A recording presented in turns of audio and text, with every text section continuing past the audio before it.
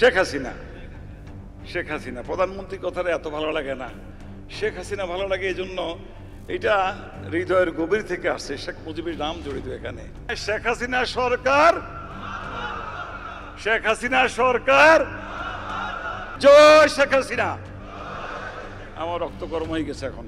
দেশের ব্যাংকিং খাতে নিজেকে প্রধান ব্যক্তি হিসেবে দাঁড় করানো নজরুল ইসলাম মজুমদার ঋণের নামে দেশের ২৭টি ব্যাংক থেকে হাতিয়ে নিয়েছেন ৯.৫ কোটি টাকা। এছাড়াও তিনি বেনামে বিভিন্ন প্রতিষ্ঠানের বিপরীতে কয়েক হাজার কোটি টাকা লুটেছেন। দেশের ব্যাংকগুলোর এই বিপুল পরিমাণ অর্থের সিংহভাগই পাচার করেছেন বিদেশে।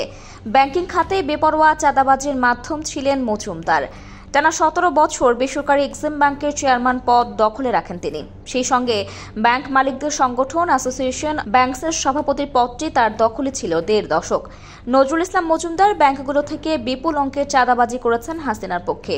কখনো মুজিব বর্ষ, কখনো হাসিনার জন্মদিন, আবার কখনো শেখ রাসেল বা শেখ কামালের জন্মদিনের অনুষ্ঠানের নামে চাঁদা তুলতেন ব্যাংক মালিকদের কাছ থেকে। শীত, বন্যা বা প্রাকৃতিক দুর্যোগ এলে কপাল খুলত নাসা নজরুলের। প্রাকৃতিক দুর্যোগকে উপলক্ষ বানিয়ে বিভিন্ন ব্যাংকে চাঁদাবাজি হতো তার ইচ্ছে মতো। ব্যাংকের ঋণ আর চাঁদাবাজি টাকায় দেশে যেমন তিনি সম্পদের পাহাড় গড়েছেন, তেমনি বিদেশে নিজের ও স্ত্রী কন্যার নামে কোম্পানি খুলে ব্যবসার আড়ালে বৈদেশিক মুদ্রা পাচার করেছেন। সৌদি আরব, সংযুক্ত আরব আমিরাত, ভারত, যুক্তরাষ্ট্র ও যুক্তরাজ্যে মজুমদারের সম্পদ রয়েছে।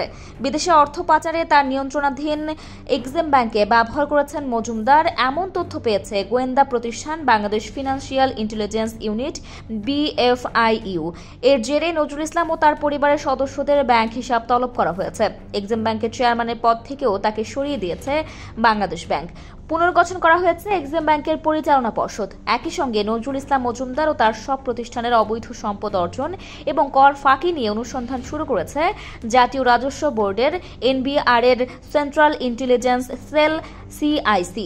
BFIUর সঙ্গে যোগাযোগ করে জানা গেছে পুলিশ, NBR এবং CID মিলে একটি সমন্বিত তদন্ত টিম গঠন করা হয়েছে নাসা গ্রুপের চেয়ারম্যানের দুর্নীতি, অনিয়ম ও অর্থ পাচার বিষয়ে তদন্ত করার জন্য। ইতিমধ্যে এই টিম কাজ শুরু করেছে। নজরুল ইসলাম মজুমদারের দুর্নীতি, অনিয়ম বিষয়ে জানতে চাইলে বাংলাদেশ ব্যাংকের নির্বাহী পরিচালক ও মুখপাত্র হোসনে আরা শিখা বলেন, নাসা গ্রুপের ব্যাংক অ্যাকাউন্ট জব্দ করা হয়েছে। শিগগিরই সব তদন্ত শেষে আইনগত ব্যবস্থা নেওয়া হবে তার বিরুদ্ধে। নজরুল ইসলাম মজুমদার নাসা গ্রুপ ও তার সংশ্লিষ্ট বিভিন্ন প্রতিষ্ঠানের নামে ২৭টি ব্যাংক থেকে ৯.৫ কোটি টাকার ঋণ নিয়েছেন। এসব অর্থ ফেরত না দেওয়ার কারণে তার ঋণের স্থিতি দিন দিন বেড়েছে। এতদিন আওয়ামী সরকারের ক্ষমতার দাপটে মজুমদার ব্যাংকের টাকা ফেরত না দিলেও খেলাপি হননি, যদিও এসব ঋণ খেলাপি যোগ্য। আফরোজা দিবা, অনুসন্ধান নিউজ।